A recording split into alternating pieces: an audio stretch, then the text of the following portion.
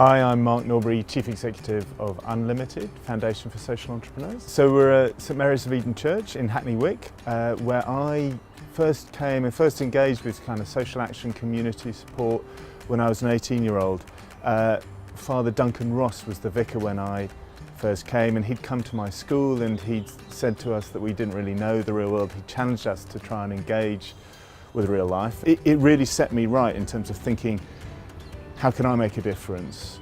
Most of all, what I understood here is that financial dependence and penury were not healthy, they weren't good. And so if you could combine that community action, that sense of social justice, that fairness and compassion, where you were also earning money and making money for the cause, then that seemed a much more powerful and enduring way to make change happen. I worked at a business school to understand how business engaged with purpose and responsibility and leadership. One of the things that I came across was social entrepreneurship as a concept for the first time. Exciting. When we came back from France, it was we had to triangulate between... You lived in France a bit? Yeah, 7 years, that's where UnLtd was. So UnLtd is an international business school. It's the top-ranked business school in the world for MBAs these days in the FT. And I went there because I was really fascinated about leadership and management in business and the role of business and markets in delivering social good. I was one of the people who helped make it happen. So at the time I was running the executive MBA at UnLtd, and I knew that we had various efforts around CSR, humanitarian aid, non-profit leadership, and there was this emerging new phenomenon of social entrepreneurship. And we figured it would be great to bring it all together into a centre for social innovation and to set that up. I wanted to ask you a bit about Leap Confronting Conflict. Yes. As well. So firstly, if you can tell us what that is. So Leap Confronting Conflict is a charity which supports young people to manage conflict. Okay. So I give them money and time and help them to generate their major donor program. And so it's a more traditional charitable model. For me, it was because they were at the size where my support, getting my kind of energy and commitment involved, would have made a difference. And they're also incredibly focused on impact.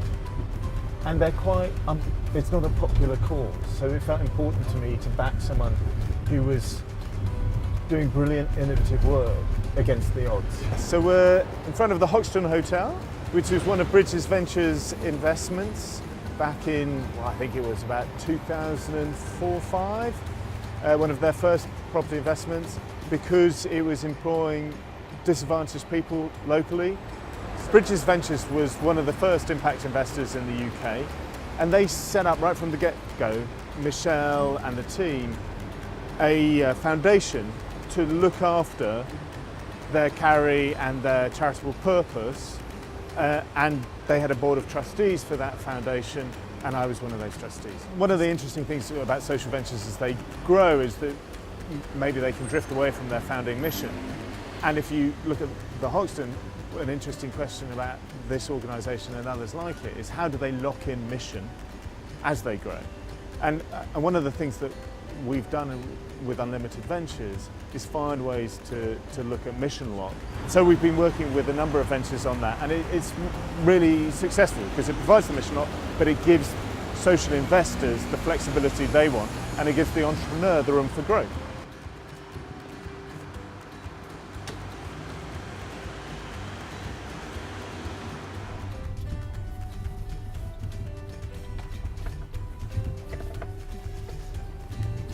So UnLtd backs social entrepreneurs right from the earliest stages of their journey. We provide a combination of advice, cash, coaching, business connections, technical assistance to support around 600 social entrepreneurs every year. So here we are. UnLtd was set up from the Millennium Awards Trust as the corporate trustee. That's a £100 million endowment from the Millennium Commission at the time, back in 2002. And now that endowment is worth around £140 million. And so that yields £5 million a year, which we use to support our work. I remember my first trip down to Northfleet with Pete and Gary of No Walls Gardens, and how they've essentially turned what could have been a sink estate in this post-industrial wasteland into a thriving community where people who've just come out of prison or people with learning difficulties are all contributing to making the community better, and they're making money out of that, getting people back into work, and it's just this fantastic little micro conglomerate of good. I think the most fantastic thing about UnLtd is that we back an inspiring group of leaders who are making things happen, making change happen, whether it's on homelessness, in education, in health, whatever it might be, and that we're there to serve them, and that through serving them we make much more change happen through Whitehall, through Westminster, through local government, with business, so we can multiply the effect. And I think that's incredibly exciting, because social entrepreneurship has to go mainstream, and it isn't yet.